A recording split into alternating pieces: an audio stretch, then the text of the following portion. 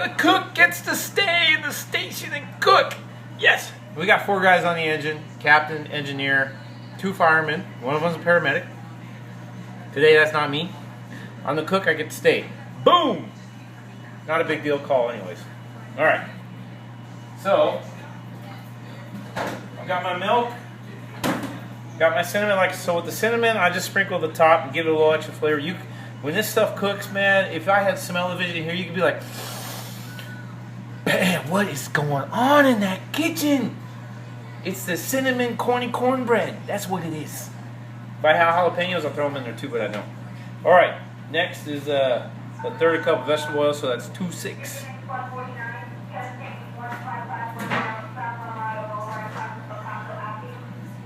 And so, I will actually use, so it calls for a third cup of vegetable oil.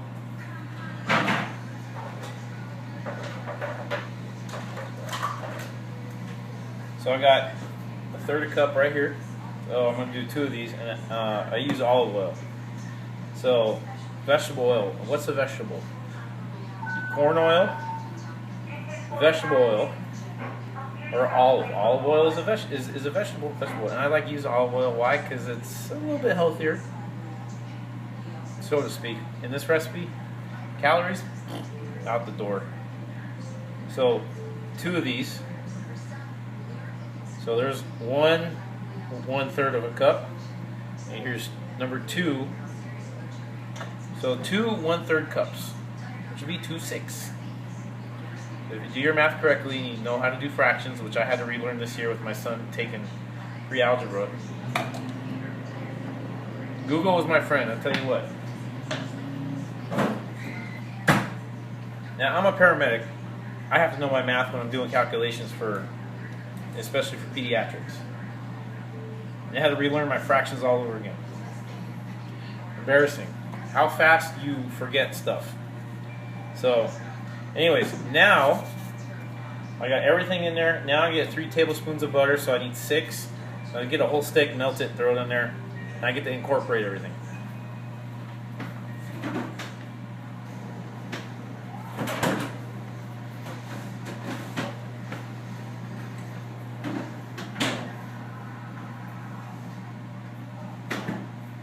Please tell me yes. We have butter. So, I'm looking for the butter. I can't find it anywhere. And I'm like, what am I going to do? Can't have cornbread without butter. And I look in the fridge. And in the freezer. We have some butter there. There. Yes. We got a buttload of butter.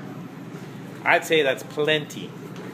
So, because I've made this recipe so much, I know what it entails, and it comes out super, I don't want to say gooey, but succulent and moist. So in a stick of butter, in case you guys didn't know, there's actually, this is a 1/2 cup, and there's 8 tablespoons in it, 1/2 cup. So my recipe calls for 3 tablespoons, so I need 6 because I'm doing a double, which would leave me with 2 tablespoons left. Forget about it. What I do? Throw the whole stick in there. So what? Because guess what? These guys, they can be adding more butter when they sit down and feed their faces. So what's a little extra? What's a little extra? Tell you what. Today's a good day at the fire station. So I'm going to get this in there. I'm going to incorporate my cornbread. I'm going to stick it in my pan, and I'll show you the pan I'm using. Nice deep baking dish. I want to say this is 12 by 10 and probably 4 inches deep. Some recipes actually call for you to spray the bottom. You got to be careful with that because when it's baking long like this one, because it's extra thick, you'll tend to burn the outside edges of the cornbread. So you got to be very careful on how you bake it. And that's not done yet. I've done it to where I've sprayed it before with Pam, or I've lined it with butter, and it comes out pretty cooked. Not that appeasing. Can't talk. What the heck? I can hear my butter melting right now. So I don't want to fully melt the butter. I want to just get it to where it's soft and pliable and gooey, which is where it's at. And I will go ahead, remove it from the wrapper. So you take butter and then, I mean, you can just look at it and just be like, yeah, that's good. So there's my butter right there. And so I'm going to go ahead and just melt this up. It's already melted. Mix it up a little bit. I don't like to get it too hot, too melted, because then you throw it in your ingredients and things start to cook. So I'm going to take this, throw it in my wet ingredients. Now I can mesh them together like a mad scientist in the kitchen, cooking at the fire station, because I'm crazy.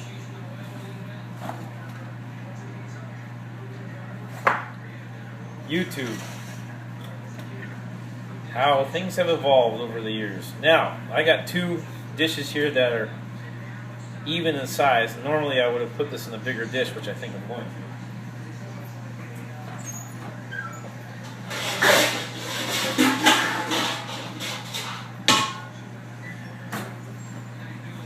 Clearly a lot bigger than this one. As you can see, they can fit in the other one.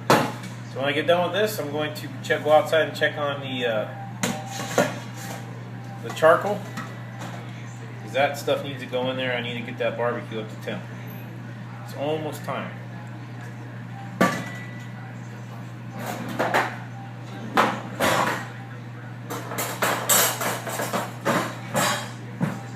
Now at my house, I have a nice big fat whisk. Here at the fire station. Oh good, you can sign. Okay. Excuse me, I got business to attend to. Oh. Filming a video. Oh, Smokinsatts TV. Welcome to Fire Tactical 223. I was on the way here. Dang it. Leave it. In the month already. Thanks. Okay. All right, thank you very much. Thank you. Don't put that in the sauce. Oh, yeah. Ooh, man, that's gonna be some. I'm doing cornbread right now. It's gonna be some cracked up cornbread. Cracked cornbread. A little morphine in the cornbread. Ah, That's how we do things here at Fire Station 32. We just get our narcotic. Yeah, see you later, Dave. Narcotics in. Got a sign for it. Stick it in my pocket because it's got to go in a squad. All right, this is our wisp. Cheesy. It's a blender wisp, or for a hand mixer. What the hell, guys? Really? So you say, well, why don't you do something about it? I know. I keep forgetting.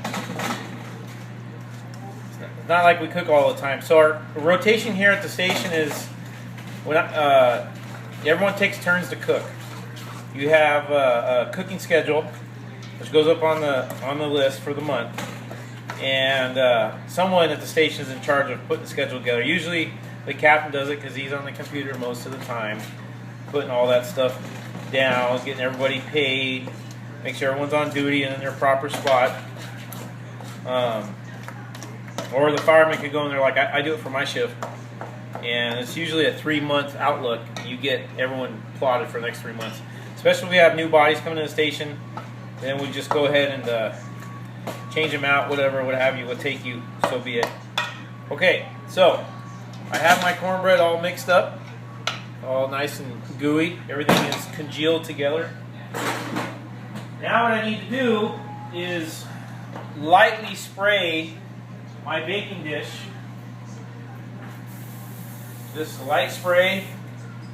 I put bacon in here before. I put jalapenos, put corn. That's what I'm at, is corn. All of the corn.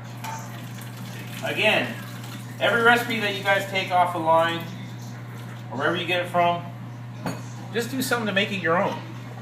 Don't be a complete copycat, because then you'll be like, oh yeah, that's my recipe, where you know it's not. So this is partially mine, partially belongs to Albert's. Albert's, once again, I thank you. Thank you for feeding firemen over the generations. So cornbread is mixed up. Now I'm going to go ahead and just drop it in my pan. I have my oven preheated to 350 degrees, and I'm going to leave this in here for approximately 45 minutes. Again, I've done this I don't know how many times over the years, and it just seems that 45 minutes is a great cooking temp. Now you ask, what if you could have a call and you got to go? Well, we had a call, but I didn't have to go because it was a medical call. We have an extra person on the engine. If we have a big structure fire or something of the sorts of that nature where they need everyone in the station, then turn everything off, and unfortunately come back to a cold meal or continue cooking if it's not too late, or we just don't eat and save it for the next day.